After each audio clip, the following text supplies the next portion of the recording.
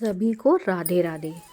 देवोत्थान एकादशी या जिसे हम प्रबोधनी एकादशी के नाम से भी जानते हैं, भारत में मनाए जाने वाले प्रमुख पर्वों में से एक है।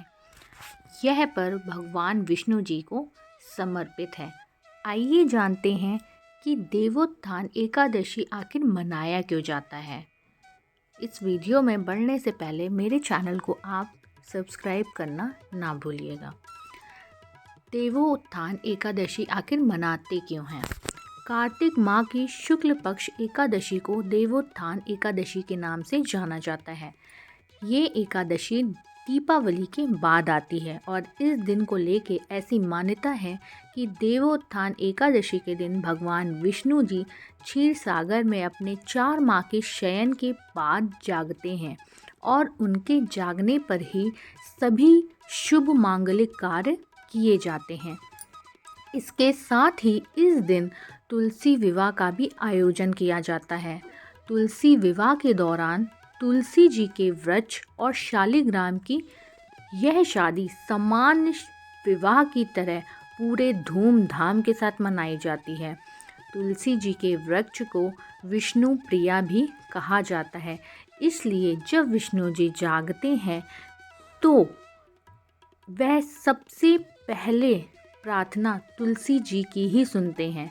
वास्तव में तुलसी विवाह का अर्थ है तुलसी जी के माध्यम से भगवान का आवाहन करना। शास्त्रों में यह भी बताया गया है कि जिन दंपतियों की कन्या नहीं होती है वे जीवन में एक बार तुलसी जी का विवाह करके कन्यादान का पुण्य प्राप्त कर सकते हैं। अपने इन्हीं सांस्कृतिक तथा धार्मिक मान्यताओं के कारण देवोत्थान एकादशी का पर्व इतना प्रसिद्ध है। यही कारण है कि लोग इस दिन को इतने धूमधाम के साथ मनाते हैं।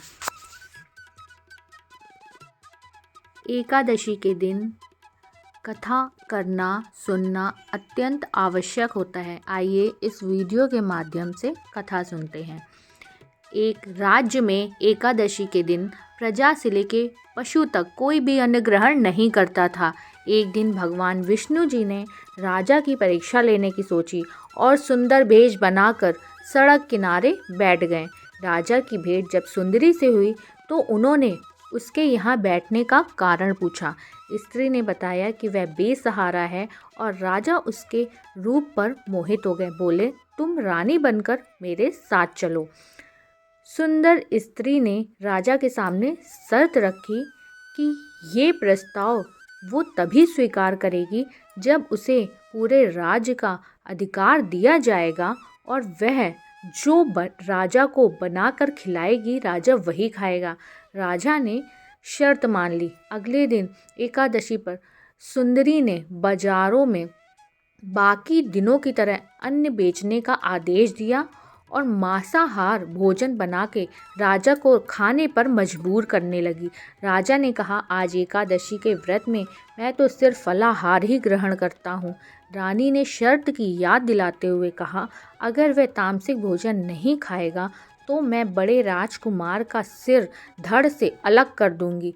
राजा ने अपनी स्थिति बड़ी रानी को बताई। बड़ी महारानी ने राजा से धर्म का पालन करने की बात कही और अपने बेटे का सिर काट देने को मंजूर हो गई। राजा हताश थे और सुंदरी की बात ना मानने पर राजकुमार का सिर देने को तैयार हो गए। सुंदरी के रूप में श्री हरि राजा के धर्म के प्रति समर्पण को देखकर अत्यधिक प्रसन्न हुए और उन्होंने अपने असली रूप में आकर राजा को दर्शन दिए। विष्णु जी ने राजा को बताया कि तुम परीक्षा में पास हुए हैं, कहो क्या वरदान चाहिए। राजा ने इस जीवन के लिए प्रभु का धन्यवाद किया और कहा, अब मेरा उद्धार कीजिए। राजा की प्रार्थना श्री हरि जी ने स्वीकार की और वह मृत्यु के बाद बैकुंठ लोक को चला गया। यहीं पे हमारी कथा समाप्त होती है। अब एकादशी व्रत करने के कुछ नियम होते हैं। आइए उस नियम को जानते हैं। पहला, इस दिन दोपहर में भूल कर भी ना सोएं। इस दिन दोपहर के समय व्यक्ति को सोना नहीं चाहिए। शास्त्रों के अनुसार दिन के समय में आपको भगवान विष्णु जी की भक्ति करनी चाहिए। ऐसा करने से माँ लक्ष्मी जी अत्यंत प्रसन्न होती हैं। दूसरा, देवोत्थान एकादशी के दिन चावल और या उससे बनी चीज़ों का सेवन नहीं करना चाहिए।